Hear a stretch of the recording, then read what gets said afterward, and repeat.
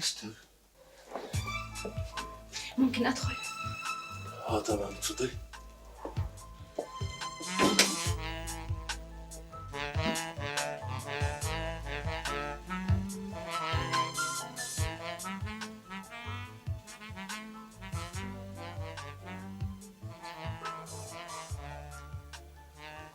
ممكن اجيب لك حاجه تدفيكي؟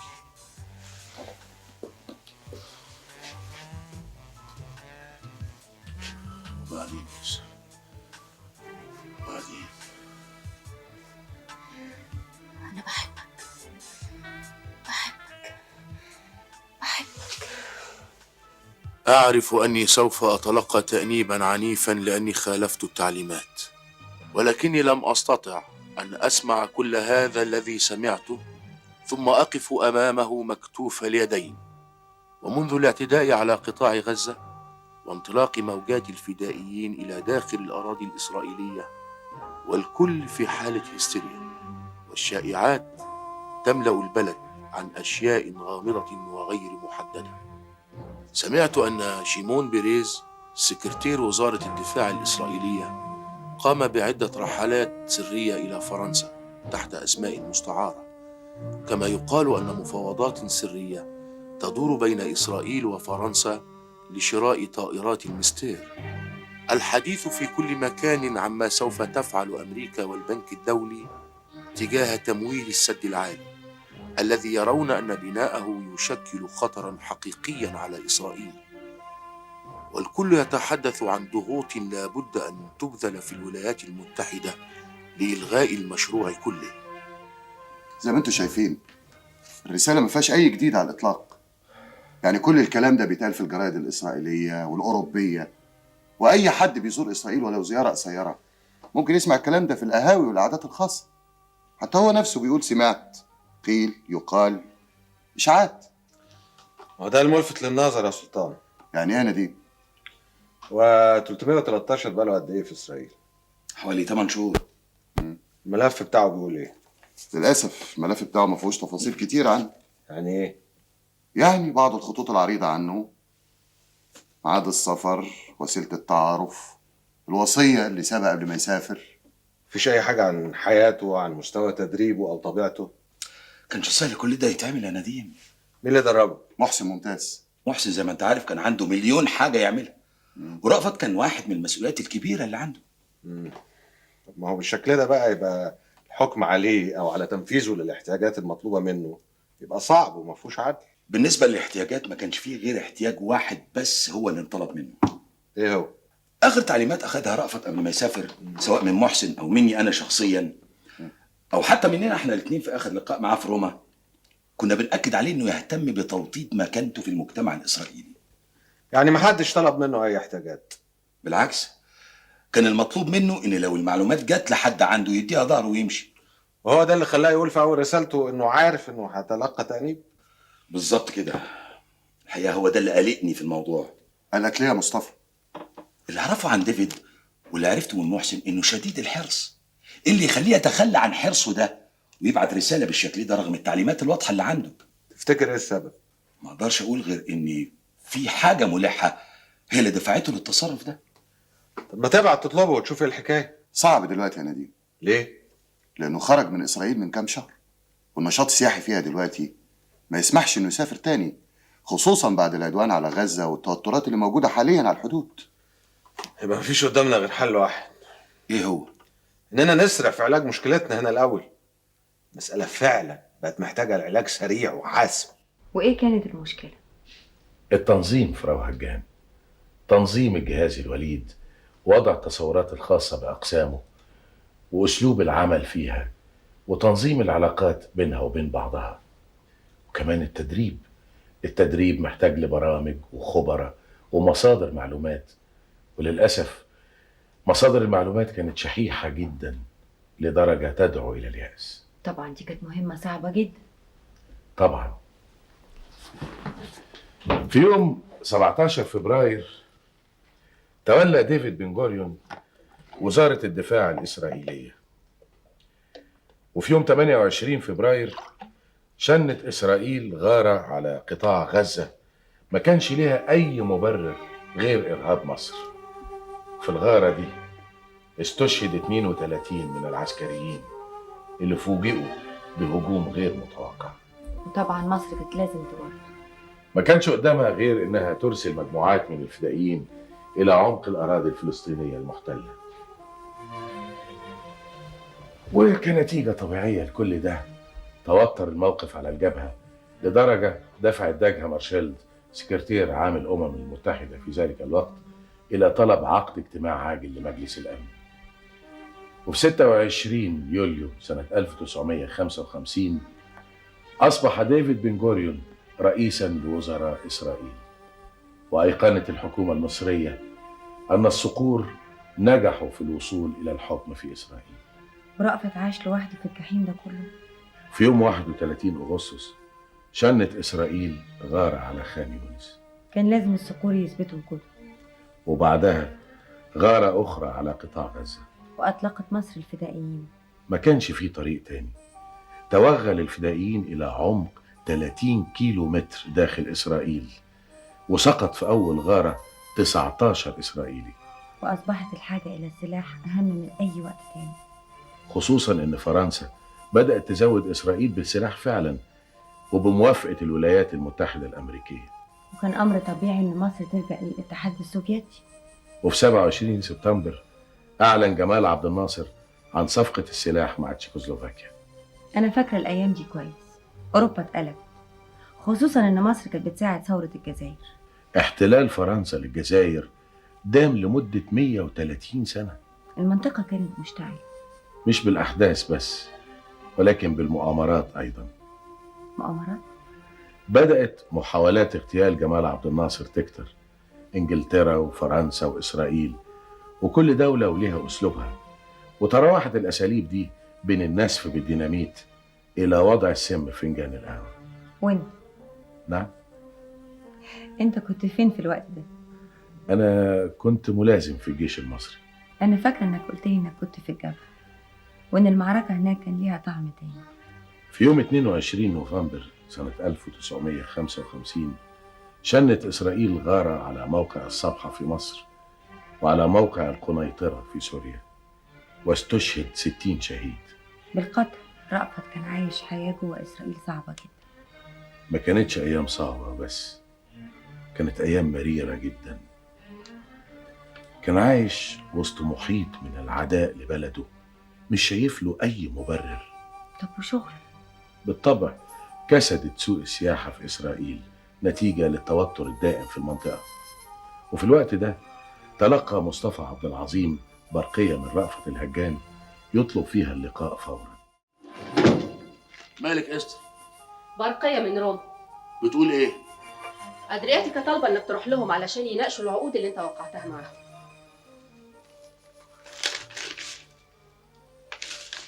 بيتهيألي اني لازم اسافر لهم. في الظروف دي؟ الظروف دي بالذات هي اللي بتحتم عليا اني اسافر. وطبعا هتروح لماجي في باريس. لاحظي اننا في الشركة. ديفي، عندك حل تاني؟ أنت لسه ما تعرفش أدرياتيكا عاوزة منك إيه؟ لا اكيد عايزين يزودوا عدد الافواج اللي جاية علشان يتفرجوا على الحريقة اللي في البلد والحرب اللي حاصلة على الحدود.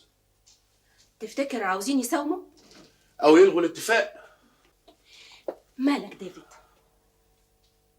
انت ليه بتسألي سؤال زي ده؟ لأنك عصبي قوي اليومين دول. عصبي جدا طبعا من كتر الشغل. عصبي ومش طبيعي. وايه اللي في البلد طبيعي عشان اكون انا طبيعي؟ ديفيد، استر ارجوكي. أنت مخبي عليا حاجة؟ ديفيد قول لي في إيه؟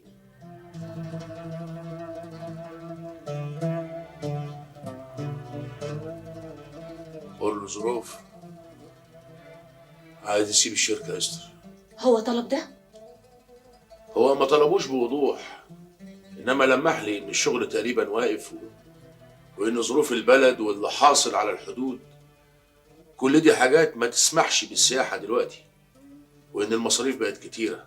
أورلو دايما بيشتكي، بس مش لدرجة انه يطلب مني، وكان جد في طلبه تحويل نشاط الشركة من السياحة لأي حاجة تانية. حاجه زي ايه يا أرلو؟ اي حاجه، اي نشاط. المكسب مش في السياحه بس يوسف.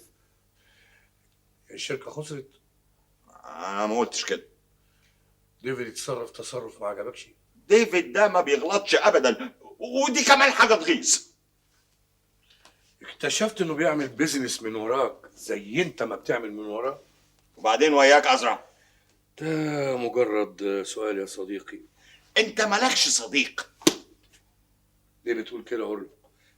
لانك لو انت صديقي فعلا كنت خلصتني من وجع الدماغ اللي انا فيه. سيبيل ما هيش قادره تنسى انه ما عينهاش في الشركه، جاب بدالها استر بلينسكي عشان ايه أقول له؟ انت عارف بقى الستات وغيرتهم. لكن سيبيل عندها حق، السياحه خلاص. مين السايح اللي يسيب الفرفشه والهيصه في اوروبا عشان يجي بلد بتستعد للحرب وبتعلن كده؟ اذا كنت صاحبي صحيح بلاش الاسلوب ده معايا. قول له مالك يا أقول له؟ انت ما سمعتش بن جوريون قال ايه في الكنيسة؟ رئيس وزراء وبيقول بيان للنواب اللي من حقهم يعرفوا الحقائق. انت عارف النهارده كام في الشهر؟ 10 ديسمبر. يعني فاضل اسبوعين بالكتير على اعياد المسيحيين، اسبوعين على عز موسم السياحه في اسرائيل. واذا كان رئيس الوزراء بيقول علنا ان الفدائيين المصريين قتلوا 153 واحد في الكام شهر اللي فاتوا، يبقى مين السائح المجنون اللي يخاطر ويجيلك؟ مش ممكن طبعا. فهمت ليه بقى انا زعلت منك النهارده الصبح؟ ديفي حبيبي، انا عارفه انك الياهو سافر باريس تاني؟ بيقول في طيارات جديده. ديفيد، انا مش مصدقه ان كل السفريات دي علشان الطيارات.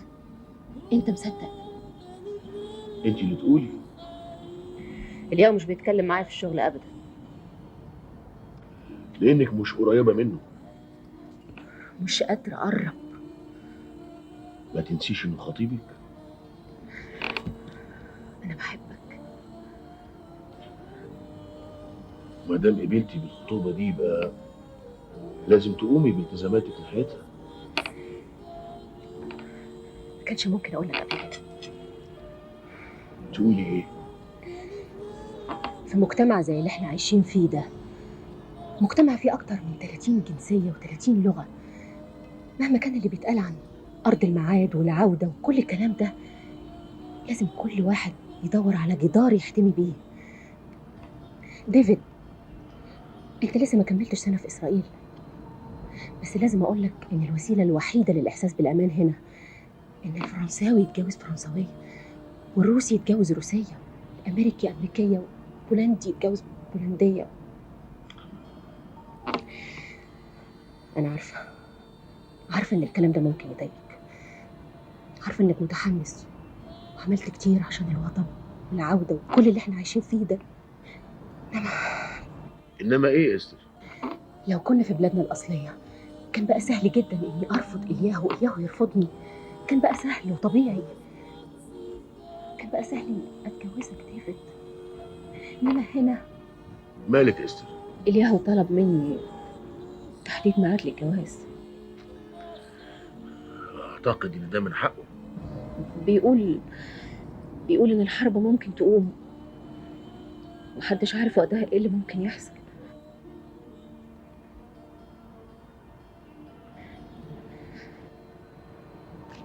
حجزتي لي التذكره؟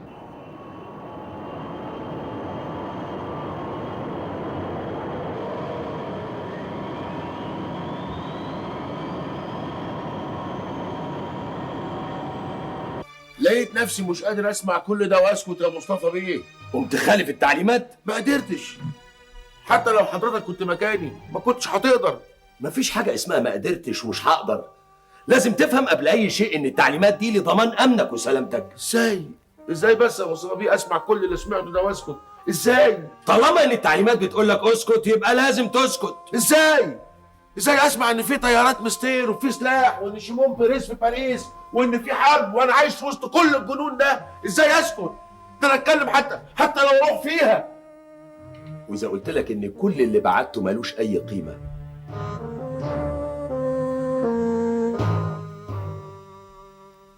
ملوش أي قيمة؟ كلام بيتقال في أي مكان وفي كل مكان. لو خدت بالك من الكلام اللي أنت بعته هتلاقي نفسك كاتب سمعت، قيل، يقال. يعني مفيش خبر واحد يستاهل انك تعرض نفسك للخطر علشان. أورلو معاه حق. يقوم يسيب ديفيد في ظروف زي دي؟ هو ما قالش إنه عاوز يسيبه. مين اللي قالك؟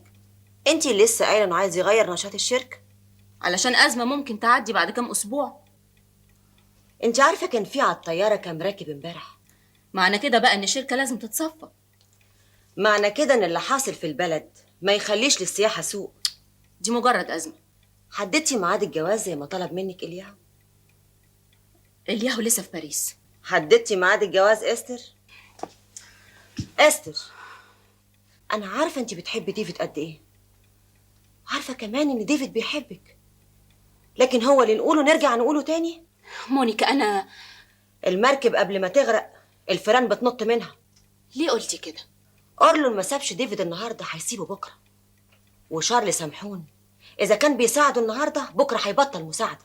اسكتي اسكتي مونيكا، أنا خايفة عليكي.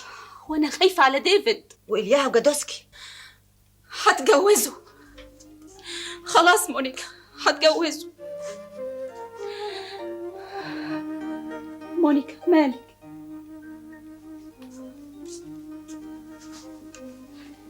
في ايه مونيكا؟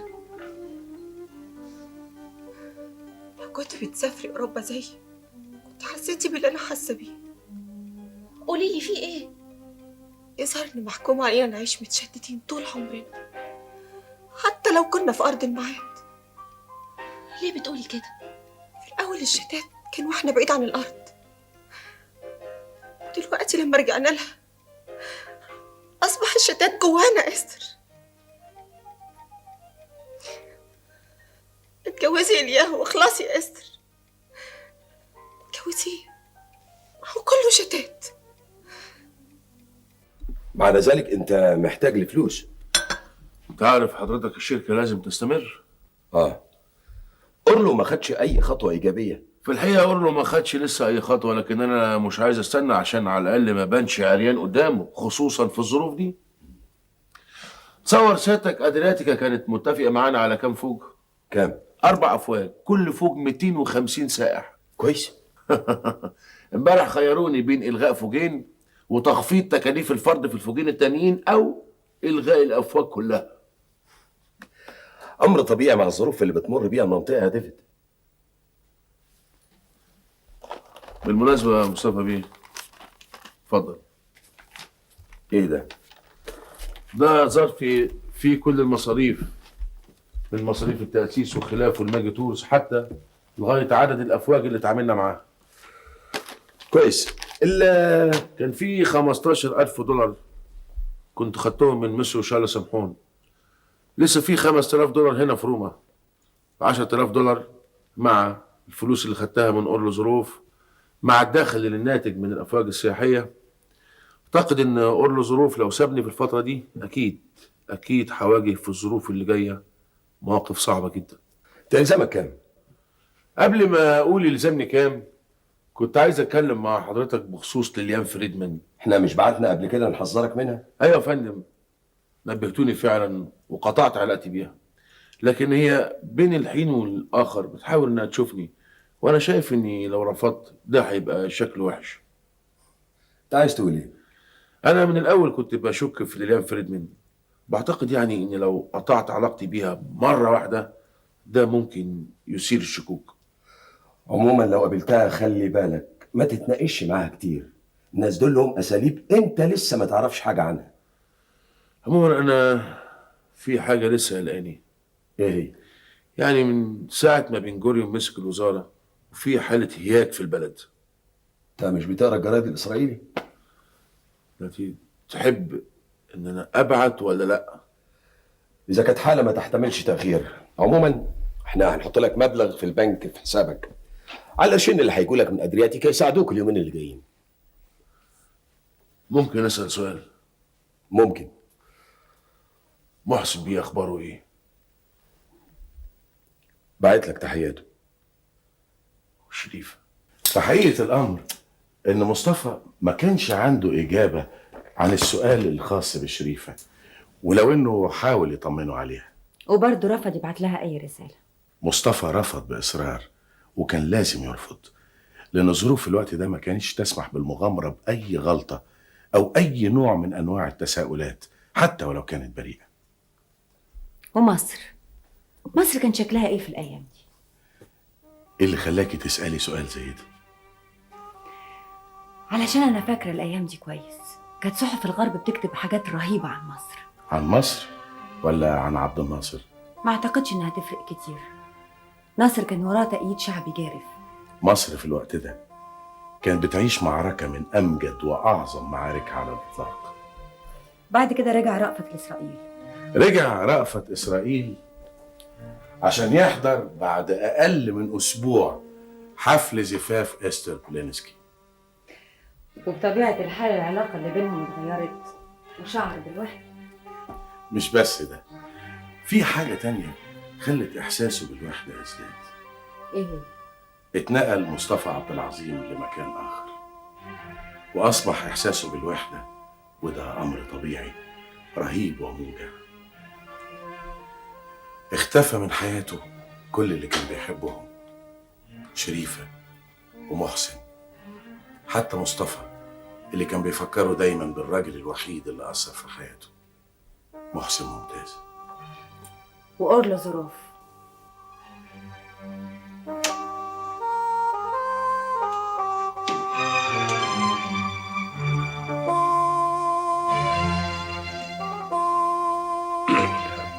بوكيرتوف ديفيد. ادخل في الموضوع. اقعد قول.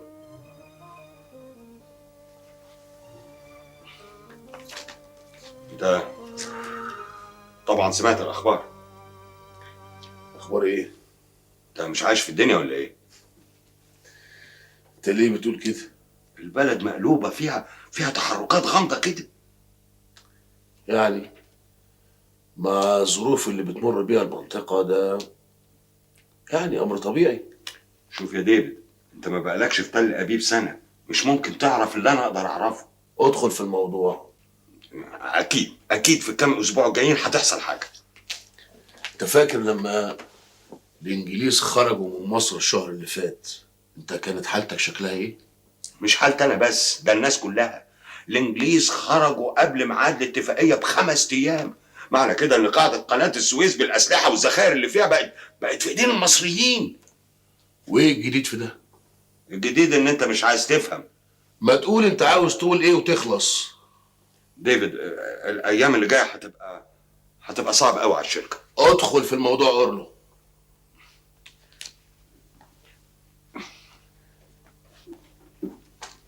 ايه رايك لو رايي في ايه؟ لو غيرنا نشاط الشركه. انت عاوز تسيب الشركه اورلو؟ بدل ما احنا قاعدين من غير شغل، ده احنا حتى لما بتجيلنا افواج بناخدها بالخساره عشان ما نوقفش. ده عديت على يوسف الازرع؟ هو كلمك في التليفون؟ ما حصلش. ما انا عرفت منين؟ اللي عايز يفض شركه لازم يعدي الاول على المحامي بتاع الشركه دي، خصوصا اذا كان المحامي ده اصلا صديقه. انا اسف يا ديفيد، انا ما بحبش اخسر. ده قرارك النهائي؟ انا قلت ليوسف على كل طلباتي. انا كنت سعيد جدا بمعرفتك ادم سمحون، وكنت هبقى اسعد لو الشركه استمرت بينا، انما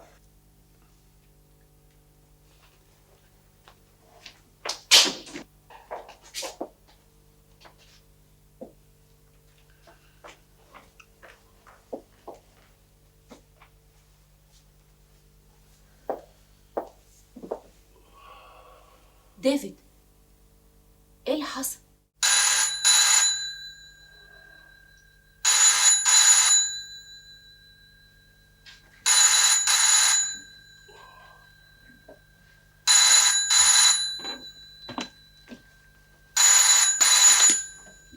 الو ديفيد، انت فين؟ اهلا سيرينا. ايه اللي انا سمعته ده؟ ايه اللي انت سمعتيه؟ أورلو ظروف ساب الشركة حقيقي؟ وايه الغريب في ده؟ وقاعد عندك بتعمل ايه؟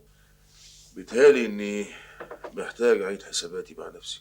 تعالى فورا، انا في المكتب. انت ايه اللي قعدك في المكتب لحد دلوقتي؟ تعالى وانت تعرف. انت عارفه الساعه كام دلوقتي؟ اجيلك انا؟ ديفيد انت معايا؟ ايوه معاكي سيرينا. لو كنت فاكر اني عاوزه اشوفك عشان اللي حصل من اورلو تبقى غلطان. ايوه بس انت عارفه ان انا دايما بحب. ديفيد انا عاوزه اقعد معاك دلوقتي. وانت عارفه اني ما اقدرش ارفض لك طلب. وانا في انتظارك. شالوم.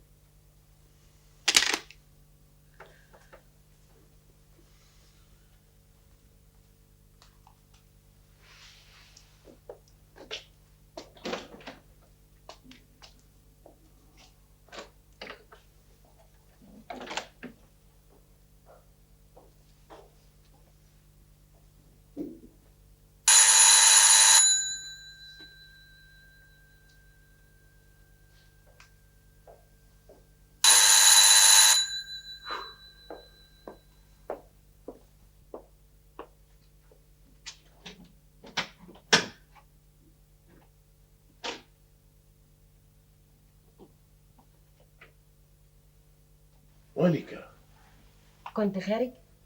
ممكن اقعد معاك 5 دقايق؟ المصريين في الحالة اللي زي دي بيقولوا خطوة عزيزة. اتفضلي.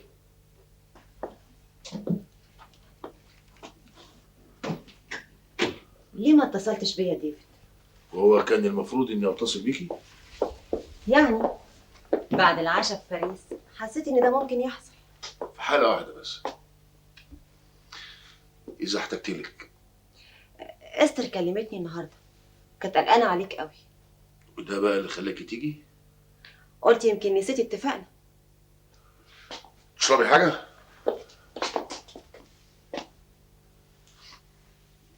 مش هعطلك ديفيد.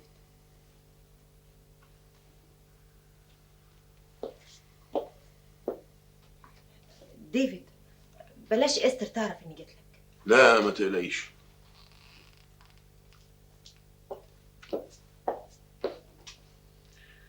ديفيد هتكلمني؟ إذا احتجت لك. شالوم. شالوم.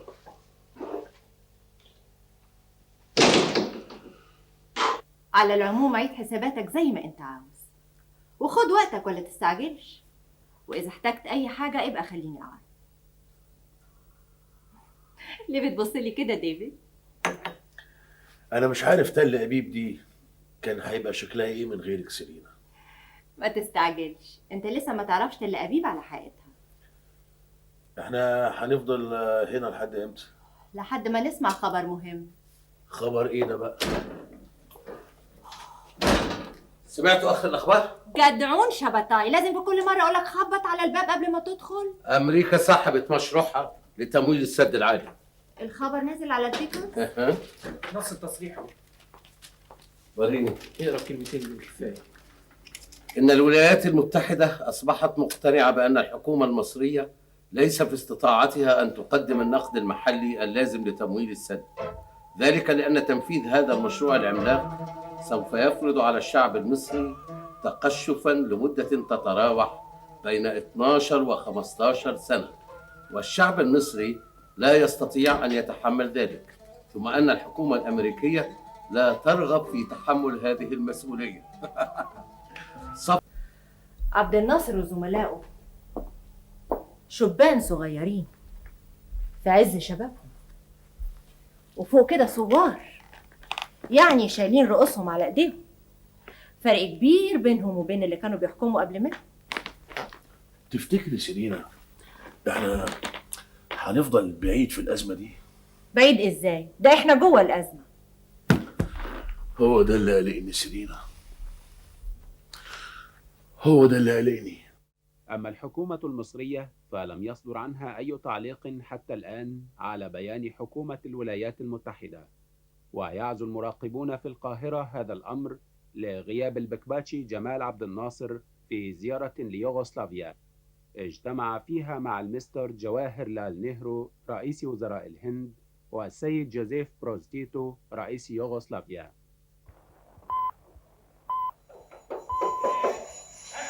כל ישראל מירושלים, שלום והערכה, שלום, הנה החדשות מפי מלחמה.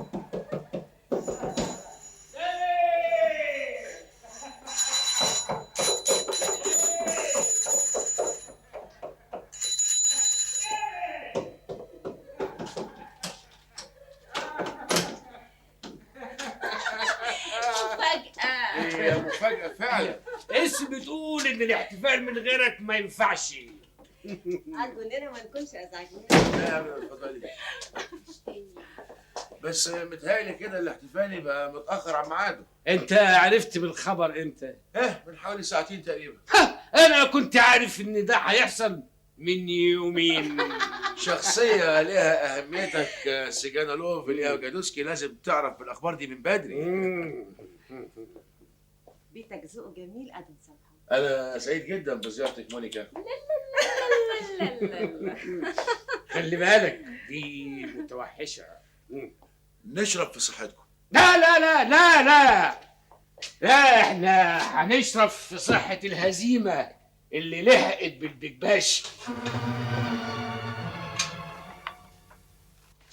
قلمك لو سمحت.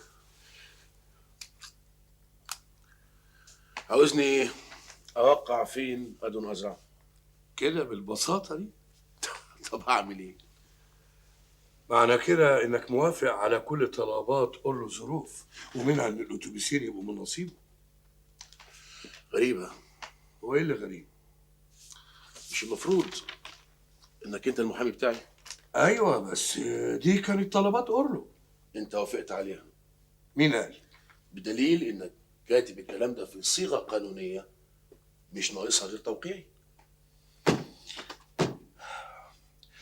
تعرف انك انسان محير ادون سامحون. مشكلة يا دون أزرع إني مؤمن بالتخصص. اقدر اعرف انت ناوي تعمل ايه؟ هستمر. في ظروف زي اللي المنطقة فيها دلوقتي؟ مفيش أحسن من الظروف دي. ادون سامحون، انت عاوز تقول لي انك مش حاسس باللي بيجرى في المنطقة؟ بالعكس. بس أنا شايف إن عبد الناصر هياخد وقت على ما يفوق من اللي حصل. ده هيدي المنطقة فرصة. بالشكل ده مش ممكن. مش ممكن. مالك يا دون أزرع؟ انت عارف ان الدنيا كلها هتقعد النهارده جنب الراديوهات عشان تسمع عبد الناصر هيقول ايه في خطابه في عيد الثورة. ما قالش حاجة. لا قال. قال ايه؟ قال هنبني السد ولو بالمقاطف. تفتكر الجملة دي تعني حاجة؟ حسب نظريتك طبعا تعني. رايح فين؟ معرفش. اتعشى معايا الليلة دي. بلاش الليلة سليمة. حليت مشاكلك مع ظروف؟ المشكلة يا سيلينا ما بقتش مشكلة تقول له ظروف، بقت مشكلة مكتب محتاج مصاريف وإيجار ومرتبات. ديفيد بلاش كلام في الموضوع سيلينا. متخافيش عليا. اللي أنا فيه دلوقتي شيء بسيط قوي من اللي شفته قبل كده. فاضل أسبوع على أول الشهر. أظن من حقي بقى إني أسترد بعض اللي خسرته عند روبير حسروم من يوم ما جيت. أنت ما تغلبش أبدا. بونوي سيلينا. وحشتنا فلوسك. بس أنا ما جاتليش دعوة. أدون سامحون، أنت عندك دعوة مفتوحة من يوم ما وصلت تل أبيب. أوكي. تحب أجيلك إمتى؟ لكن قول لي، إيه حقيقة الخبر اللي أنا سمعته ده؟ خبر إيه؟ صحيح قول له ساب الشركة؟ ده حقيقي. ويا ترى إيه الأسباب؟ يعني عايزني أقول لك على الأسباب في التليفون؟ خلاص أنا منتظرك بعد بكرة. أوكي. وأنا هبقى أحكي لك على كل حاجة. شالوم.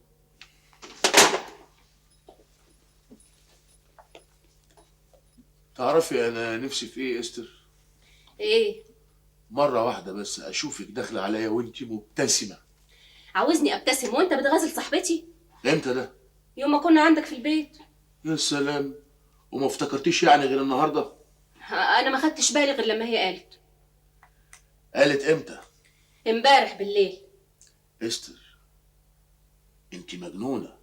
وايه الجديد في ده؟ وطفله. بس بحبك. بس انت زوجه. ده ما يخليكش تغازل واحده تانية. يعني ده عدل ده بقى. انا كده. طب انا عايزك تقعدي وتسمعيني. ما تحاولش تقنعني انك ما غزلتهاش. ما دامت هي حست انك غزلتها تبقى غزلتها. انا عاوزك تسمعيني كويس. عاوز تقول ايه؟ الموظفين. انت بتهرب لانك قلت لي انا انك عارف انا قلت لك ايه يا استر، انما الظروف اللي جايه. تحب ابلغهم؟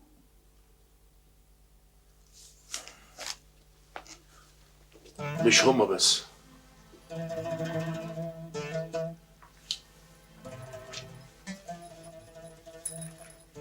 ديفيد،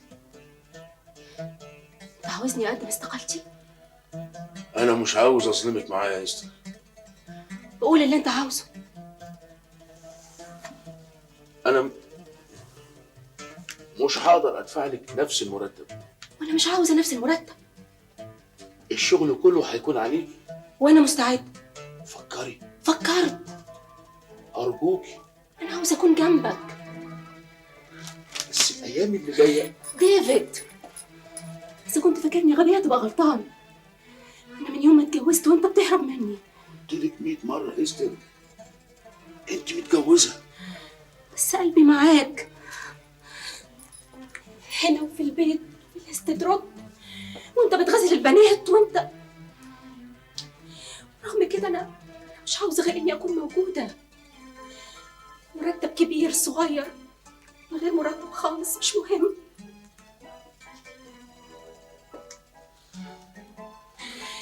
ديفيد انا بحبك. قول عليا مجنونه طايشه خايبه، بس من فضلك ما تطردنيش. استر ما تقوليش كده. انت ما تعرفش انت بالنسبه لي تبقى ايه.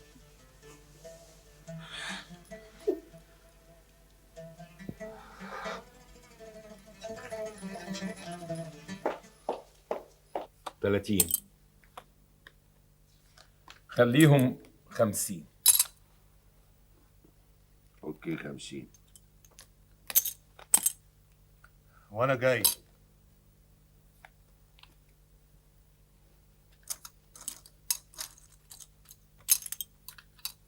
مية. انا بره. خليهم 150. انا بره. وانا بره.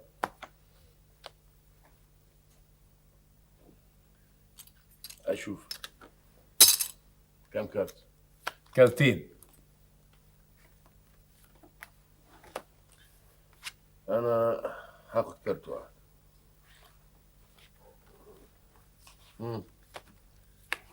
معاك ايه روبير؟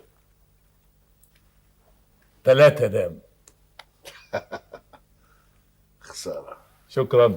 لولا ان 10 دخلت عملت فول 10 بالاسف. الو. ايه قلت لك 100 مره دخلي التليفون ده جوه لما نكون بنلعب. ايه في ايه جاء؟ ايه بتقول ايه؟ عبد الناصر بيخطب خطبه مهمه جدا.